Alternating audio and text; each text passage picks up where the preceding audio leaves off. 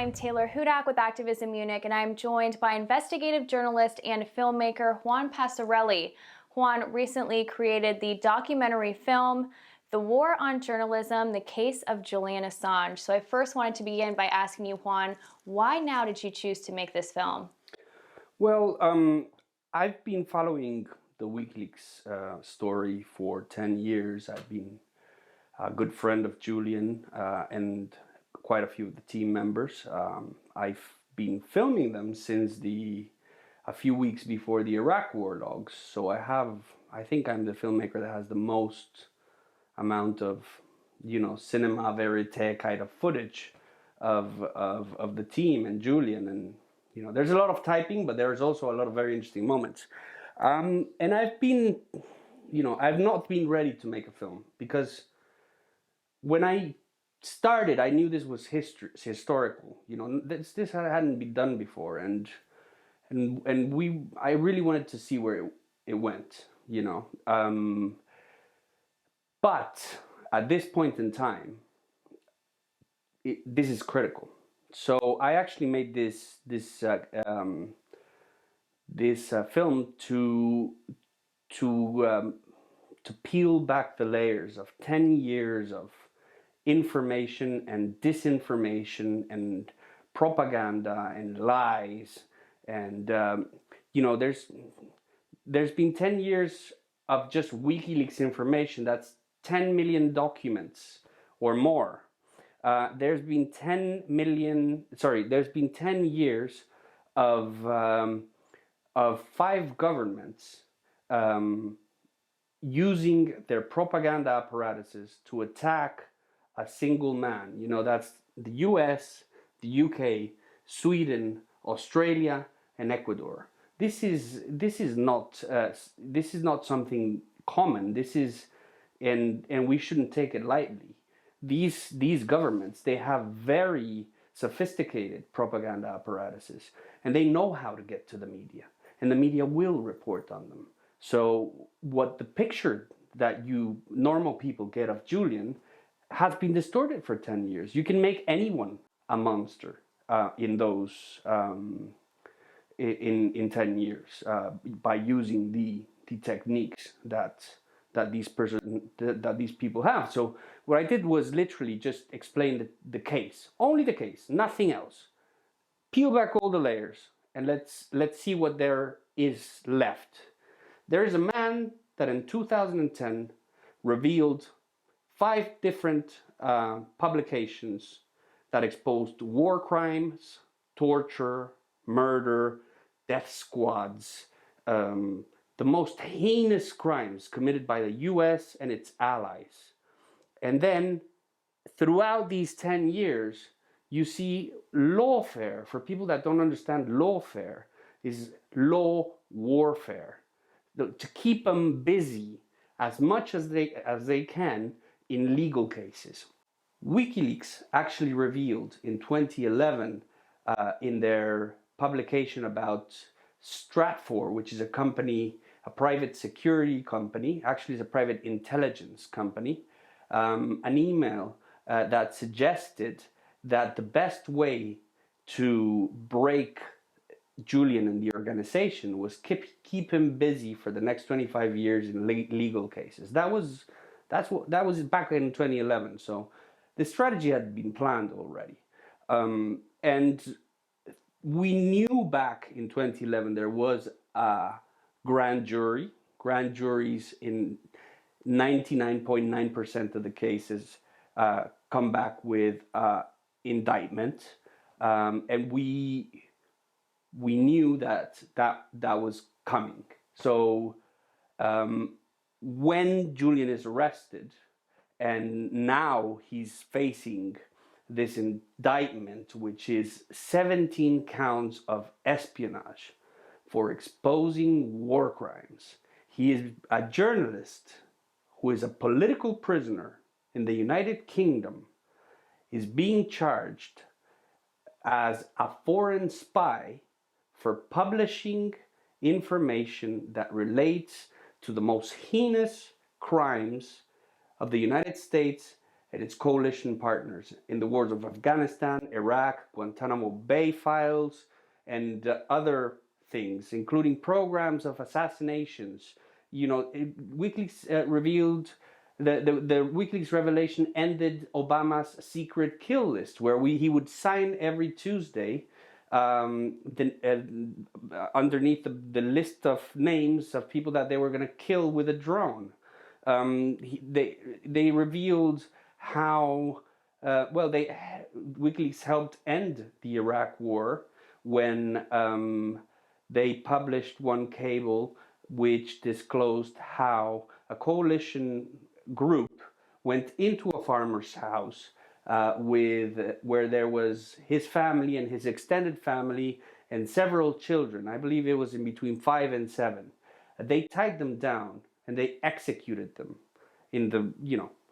there's no other way of explaining it, as they literally pointed a gun at somebody that was tied down and killed him in cold blood. And then they ordered a warplane to come and missile it down to get rid of the evidence. And that cable helped end the Iraq occupation because the Iraqi president at the time removed the immunity that the military had, forcing Barack Obama to remove most of the troops. So this is what the revelations are. They are very important, and they happened 10 years ago. People don't remember 10 years ago. 10 years ago was Barack Obama, Yes We Can. It was Avatar. It was Slumdog Millionaire. People that were 8 are now 18. I believe you were a teenager when these documents came out. And I mean, maybe I ask you this question: do you remember these publications? I do remember these publications. I was quite young at the time, and I just remember it being on the news quite a bit. And it wasn't until later in life, though, when I was a little bit older, that I was really able to appreciate the full extent of these publications, specifically, and how it really shaped people's perspectives of the war generally. And in fact, earlier in court this week, we also learned that several of WikiLeaks publications actually helped change people's perspectives on the war, on Iraq and Afghanistan wars. And I thought it was interesting to be able to hear this in the courts, probably something the prosecution and the United States government did not want to be discussed. But you probably find this point interesting as well, is that indictment, which I do want to focus on for a minute here, does not include the collateral murder video in that indictment. Do you think that it's perhaps to avoid discussing it in court and discussing what actually takes place in that video? I'm so happy you touched about that point. They don't include the collateral murder video, which shows two American Apache helicopters murdering in cold blood 11 people, 11 civilians in Baghdad, including 2 Reuters journalists, and severely injuring 2 children, of a man who threw himself on top of his children to save their lives, and who stopped. He was driving his kids to school and stopped because he saw a wounded man that the helicopters had just shot and were waiting for him to pick up a weapon to destroy him. And this man stops and tries to help the wounded man and take him to a hospital. He gets him on his van, and the helicopters just, they shoot the hell out of that van. There's nothing left. These are 30 millimeter caliber bullets that destroy and shrapnel all over the place. The kids were severely injured, but they survived. They did not indict Julian Assange under the video, but the video was released with the rules of engagement of the time. And the rules of engagement clearly show that this was murder. And they thought this video is too hard for people to deny. This is a crime, so we can't indict him on that, but we'll indict him on the rules of engagement, because those were classified. Why should the rules of engagement be classified to begin with? This is This is the rules of which the troops follow in order, to carry out wars. This should be in the public domain, but they weren't, and because they're classified, he's being prosecuted because he was given the documents, he had them in his possession, and he published. So the collateral murder is actually in the indictment. It's just hidden away in a sneaky legal trick, which is all we've seen from the prosecution. Now, what are your impressions of what happened this week so far? We did recently learn that the one prosecuting attorney who was suspected of possibly having COVID-19 did test negative for the virus, so we will go ahead with court on Monday. What is your perspective of what happened so far? We had 4 defense witnesses. I thought it went quite well. Very good points being brought up in court, but it's also extremely serious, the precedent that could be set here. What did you think of their testimony? Well, before going to the case, I think it's important to set out the context through which this case is being set, which is COVID-19 happened. This hearing should have happened in May. It was delayed because of COVID, but also the regulations within prisons changed. So Julian Assange has been kept under 23 and a half hours a day lockdown. And he's not been able to see his lawyers for 6 months. And he has not been able to see them virtually either for 6 months. There has been 6 months of administrative hearings gearing up to this hearing that started on the 7th of September. But on the 24th of June, the United States published, the Department of Justice published on this website something that they called a superseding indictment. This superseding indictment is basically the same charges, but includes wider span of alleged activities that took place not relating to the original charges, to the original material that was published in 2010, but activities that allegedly took place in 2011, 2012, completely separate to what is the case. And what they're trying to do is use that information to try to make him look more like he's a hacker and not a journalist, which when we saw the expert witnesses in court, they actually said that it doesn't matter if he is a journalist or not, because the First Amendment protects the activity of publishing information, and that is what he has done.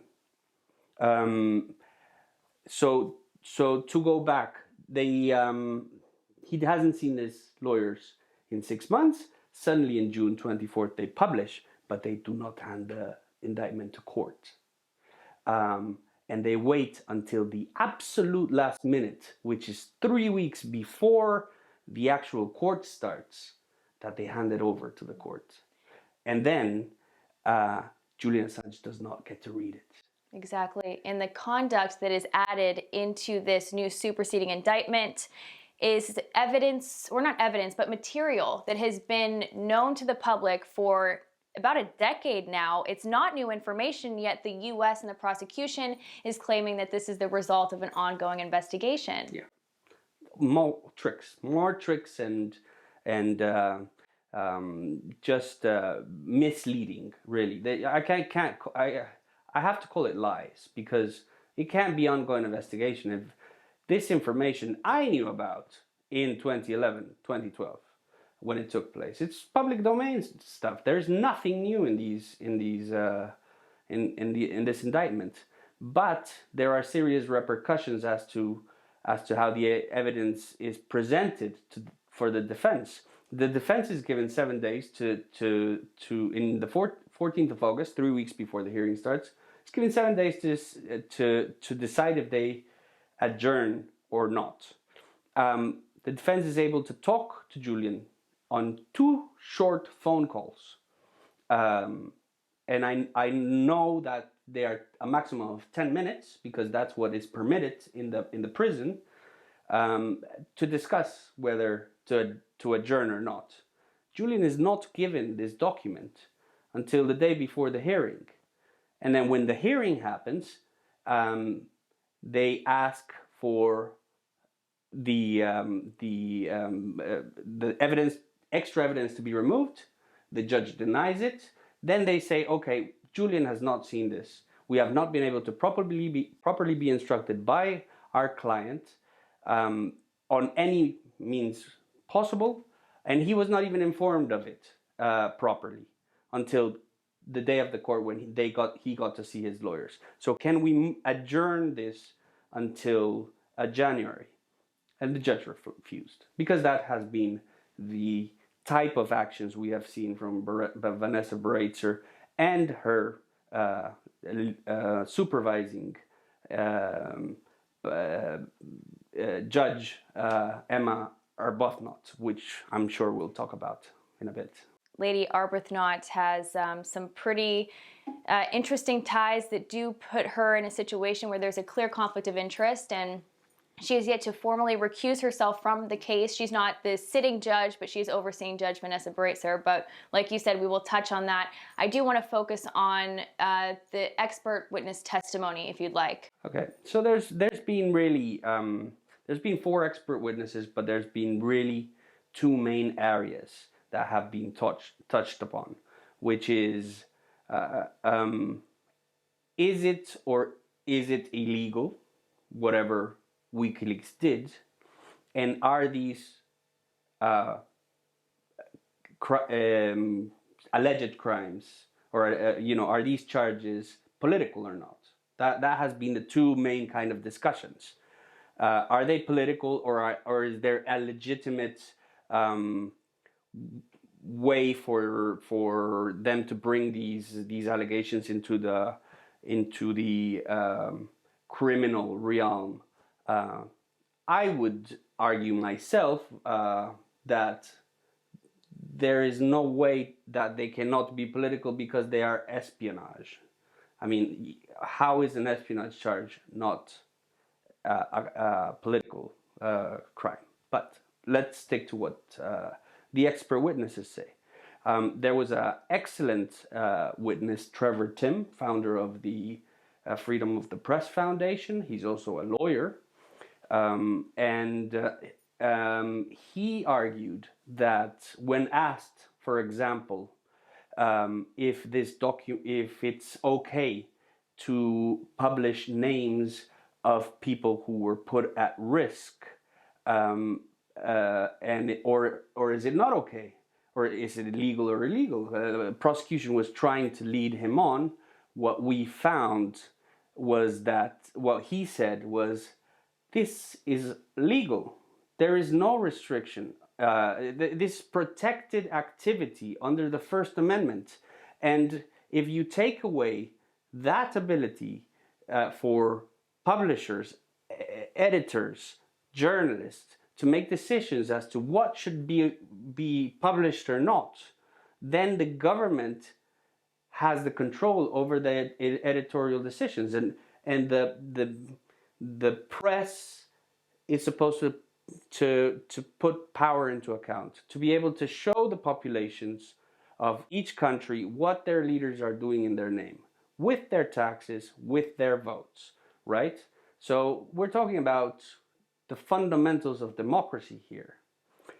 Concerning the political natures of the charges, the prosecution has been as sleazy as possible to try to wean the expert witnesses into a hypothetical realm where this case is not discussed, but a perfect world is discussed, right? Which is completely different to what the actual charges are, right? This expert witness concluded that this case is political in nature, because the Obama administration decided not to go ahead with it. There is a very important document that both the prosecution and defense have been referring to, of the Washington Post, which says that high-level sources in government said, but they had all but finished the grand jury, and they decided not to go ahead with the indictment because it was too similar. What WikiLeaks did could not be differentiated from what the Washington, the Washington Post or the New York Times or the Guardian or the Spiegel or any other newspaper did. So it was a First Amendment situation. The First Amendment protected those activities, so they could not bring charges to him. So now, the prosecution is actually attempting to say that Assange is not being charged with publishing classified material, but publishing the names of government informants. And the defense witnesses are saying that it's not even illegal to publish the names of informants. Yet, if you look at the indictment, it clearly says that he's being charged with obtaining and publishing classified material. So it seems that there seems to be some political maneuvering here in the court to try to frame things in a way that are beneficial to the prosecution.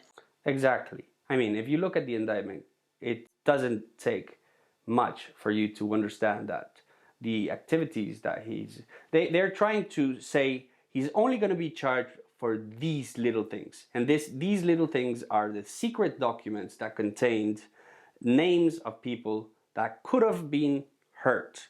Now, let's stop there for a second. And that's been disputed.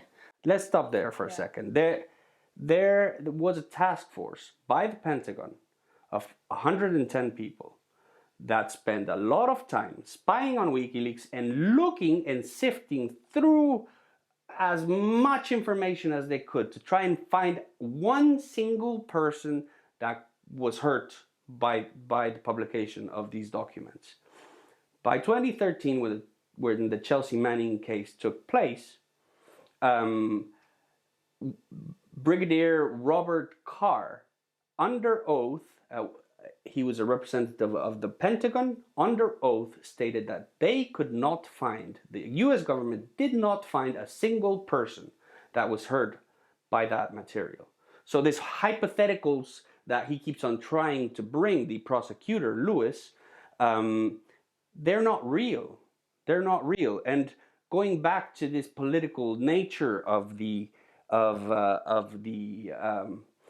having and receiving and publishing classified information, you can definitely see that it is all the material in the indictment.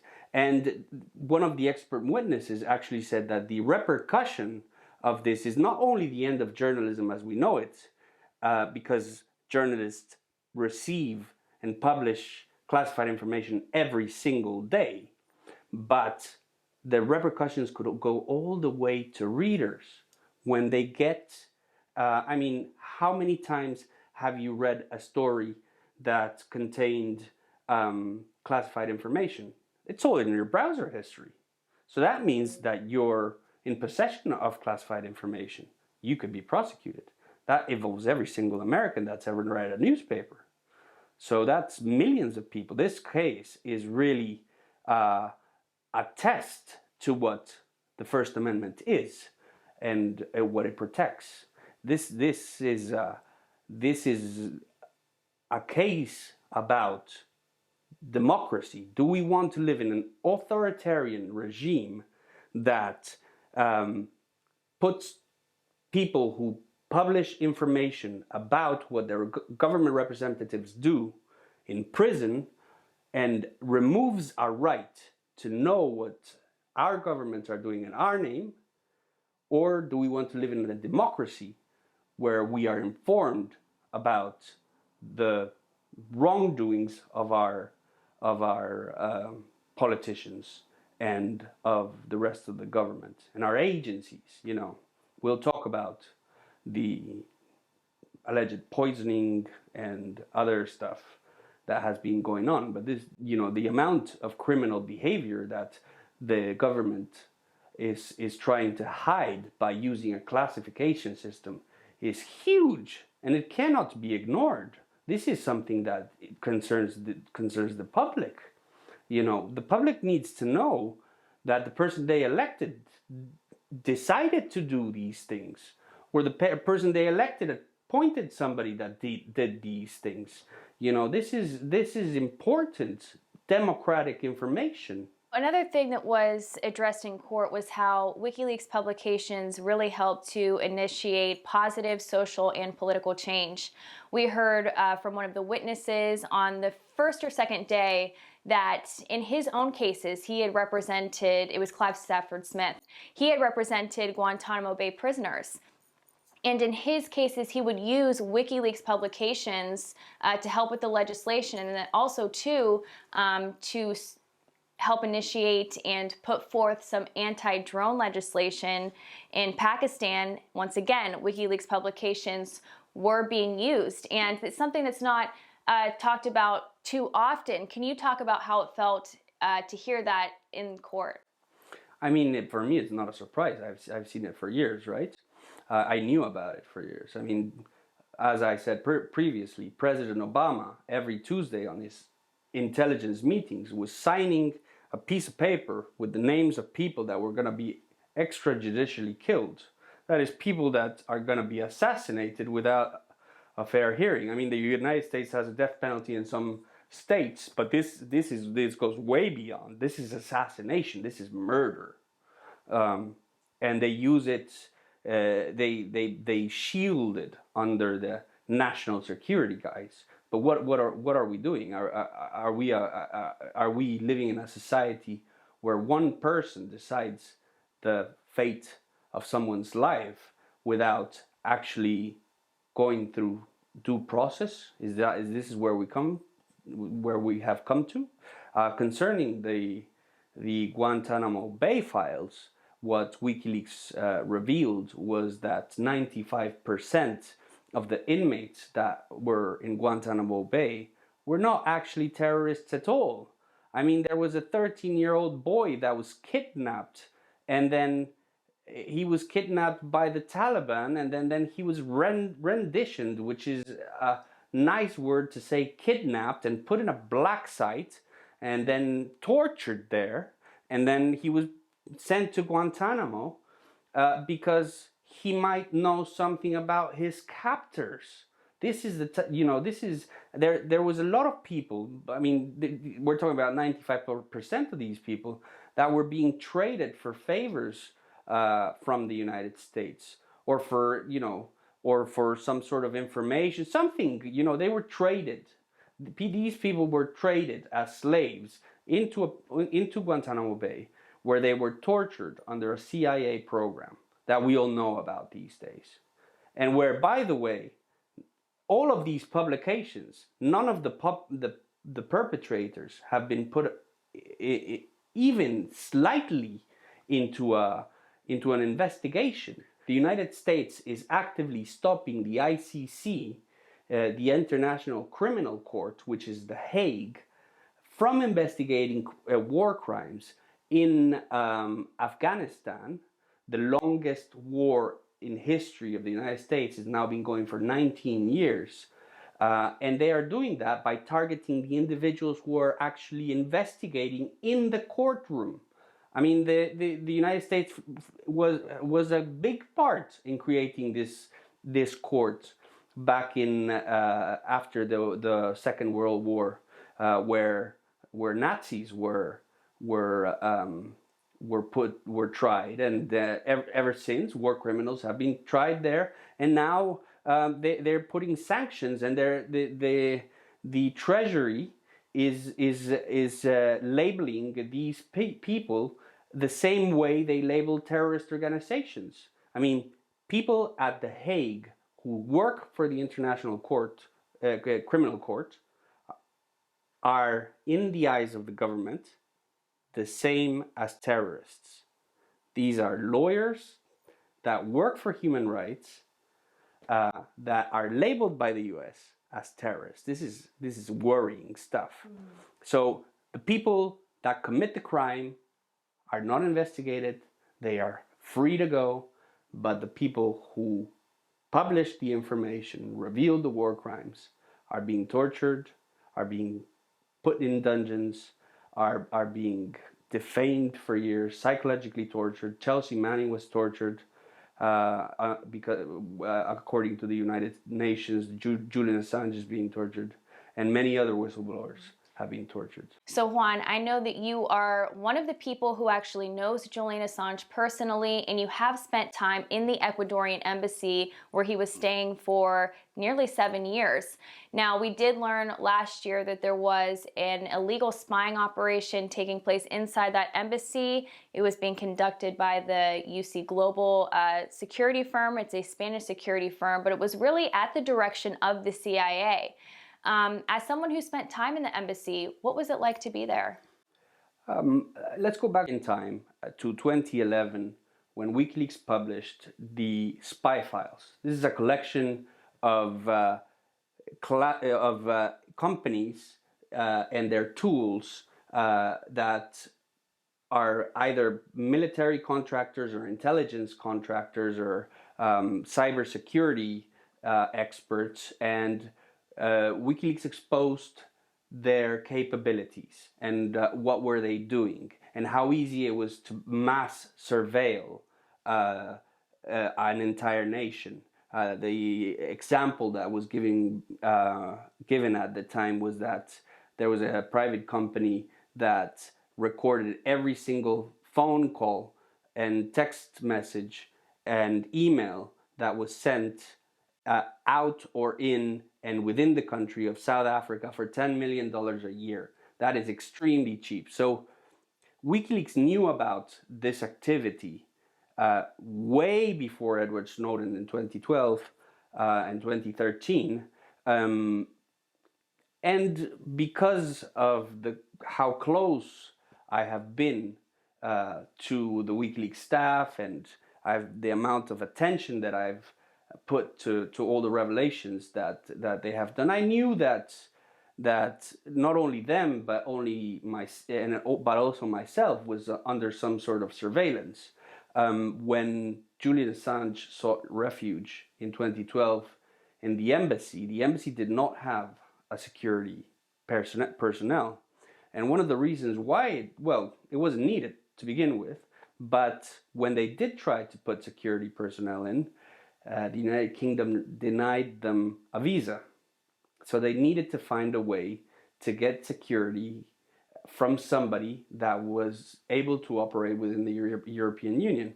And UC Global was a company that Rafael Correa, the president of Ecuador, had hired to protect his family and himself, especially when they were going on trips abroad.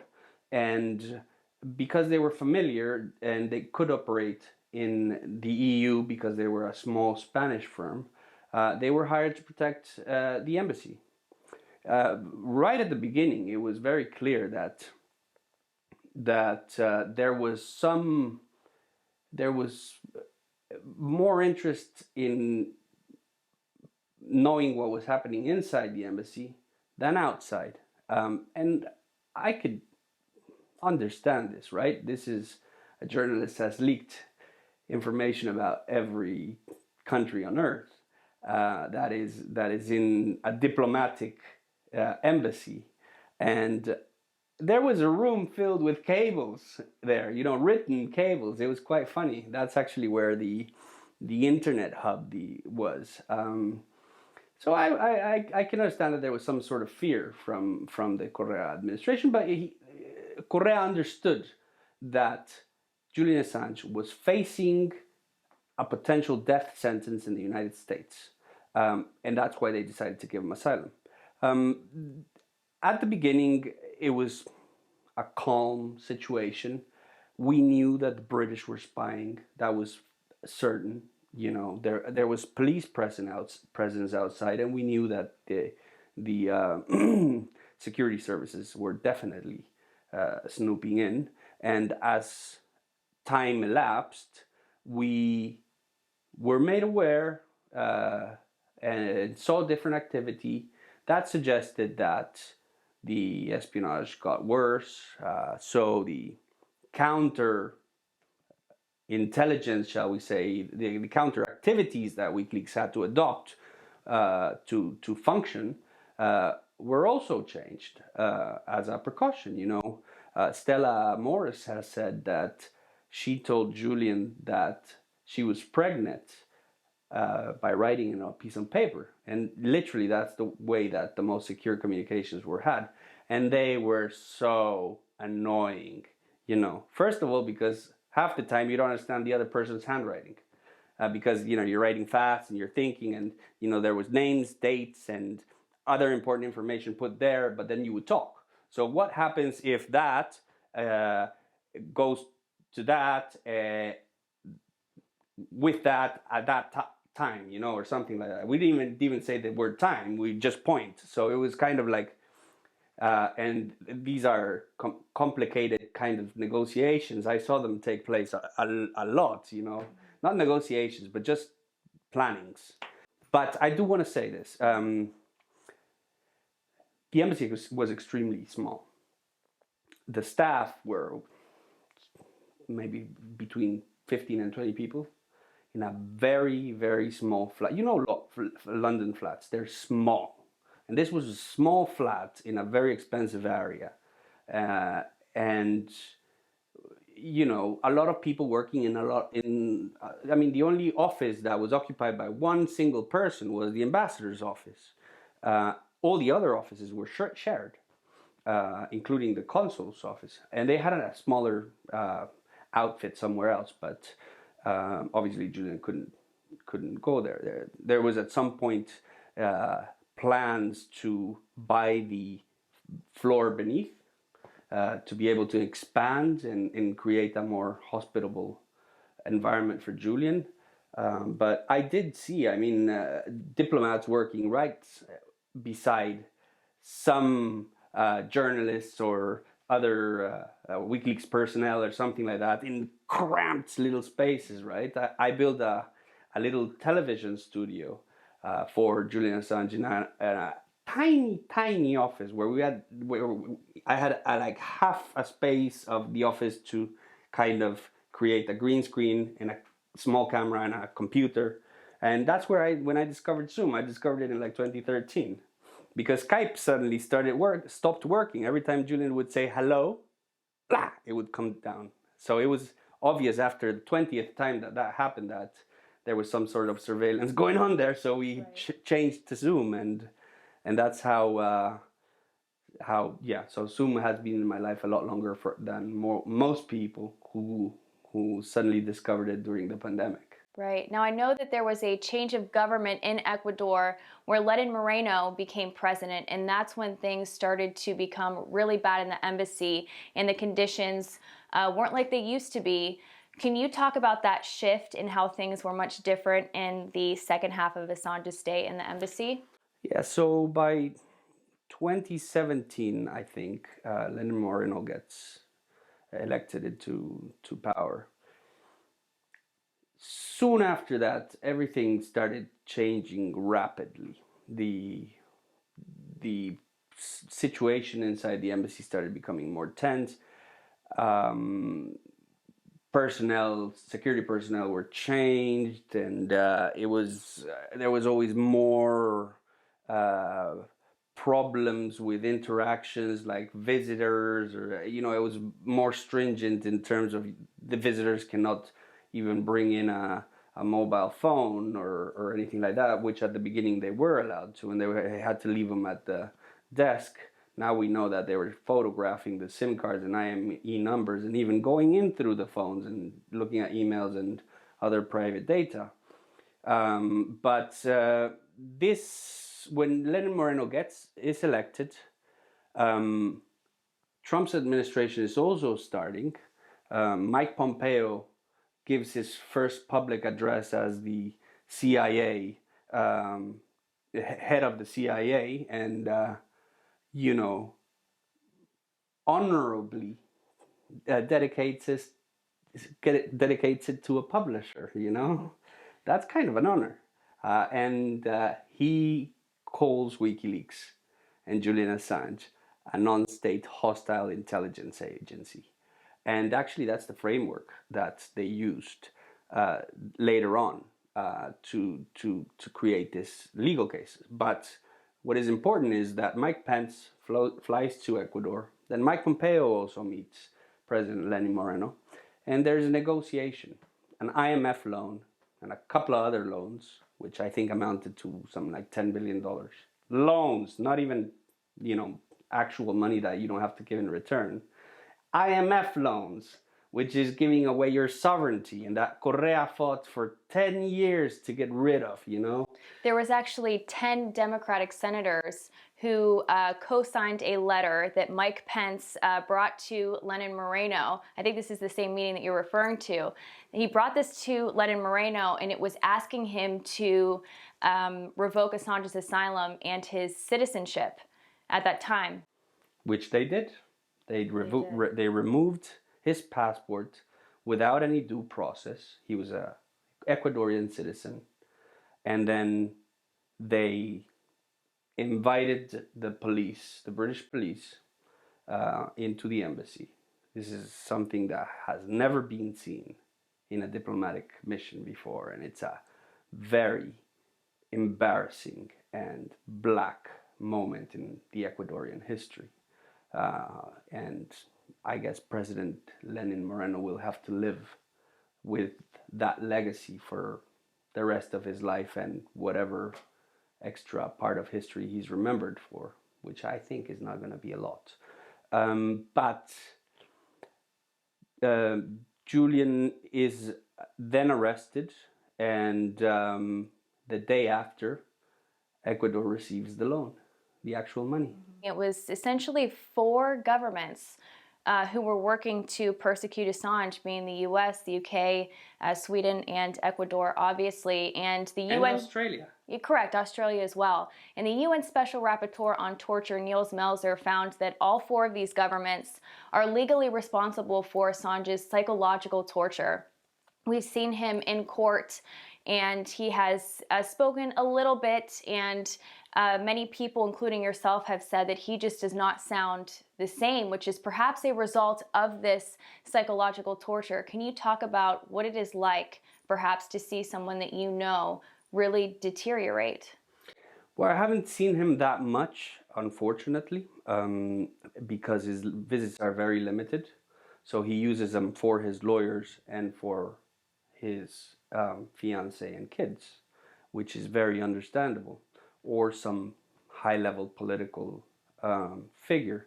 But I know that he's lost about 15 kilos in weight. When Stella went in to see him a few weeks ago, she said that he had even lost some more weight, which is distressful. He's suffering physically from an injury that he has in his shoulder. He has a sprained ankle. He has a chronic lung disease. And so just physically, he's in a very bad place, especially during the time of COVID, because of his lung condition, he's more vulnerable. And when Stella went to visit him, was the first time that the prison gave him a mask. So imagine, I mean, we've read through the declassified investigations about how bad the infection rates before COVID was inside Belmarsh prison. So Belmarsh is just a beaker of infection that really is a risk to his life. And then to add to that, we have such a hostility towards Julian that the inmates in the inside the prison petitioned the government 3 times to relieve Julian of such a stringent regime that he was living under. That's when Nils Melzer came in to see him. He was under a complete isolation. And Nils Melzer describes that this psychological torture is used so that you become dependent on your torturer. So the only people that you are in contact with are the people that punish you or reward you. And all forms of torture are actually geared towards the mind, right? And in this case, Julian Assange is being tortured to intimidate the world, to intimidate others not to do what he has done, which is to publish the truth and do it better than all the media combined. He's released more documents than all the rest of the Western media combined. So to go back to UC Global, the Spanish security firm that was spying on Assange, the CEO of that company, David Morales, is actually in a criminal trial right now in Spain. Do you have any updates on what has been happening in that case, and do you think it will play a role perhaps in this extradition hearing? Well, there's actually an update that just came out, which is that the United States is refusing to collaborate with the Spanish judge and is asking that the witnesses who are under protective custody and anonymous witnesses, that they are revealed, that their identities are revealed. They asked the judge, these are whistleblowers, by the way, they asked the judge to be kept anonymous because they feared for their lives. And obviously they fear for their lives because they say that they have been working for the CIA.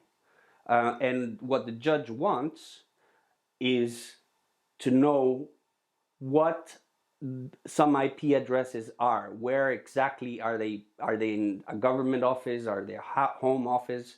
They just want to corroborate where they are. But they happen to be in Virginia. So we kind of know, we can assume by where they are what is going on here. The story goes back to 2011. The owner of UC Global, David Morales, flies to Las Vegas to a convention in the convention center of Las Vegas Sands, Sheldon Adelson's baby. He's a billionaire, super supporter of Trump. He's given the Trump campaign something like $50 million. He's financed also campaigns for Mike Pompeo. He's also been involved in other secret intelligence missions with the United States, especially in his casinos concerning Macau, where the CIA was spying on drunk Chinese diplomats and politicians whilst they were gambling. So we know that there's a connection there. So David Morales flies into the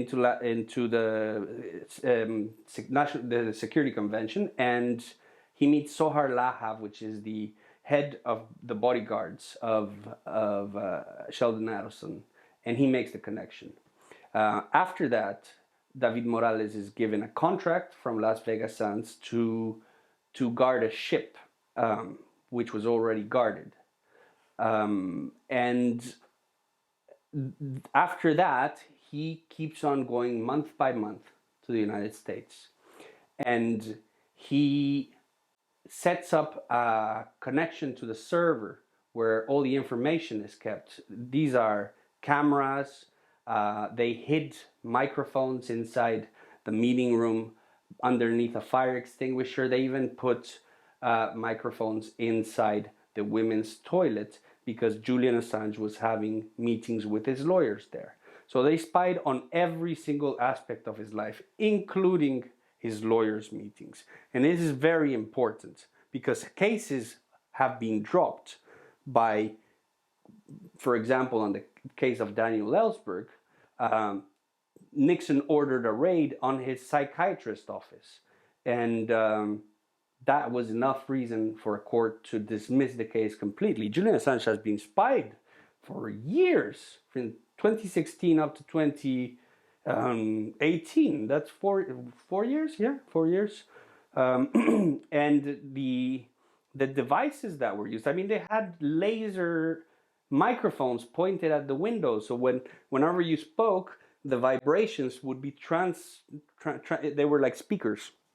They would be translated into sound, and the company was given special stickers so that the laser would point there. And these stickers just were covert. They just said like CCTV is in operation here, right? So you'd never suspect that there's something wrong. But they literally were. They had all the apartments surrounding the embassy, and using them for intelligence.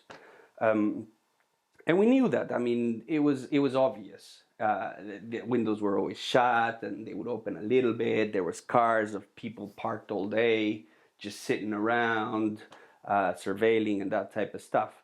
But we didn't know it was the CIA directly. I like to emphasize this point about the espionage and what actually happened. So we know that this information with his lawyers was being sent to the US. There is documentation that shows that there were plots to kidnap him, to leave the door open and have somebody kidnapped.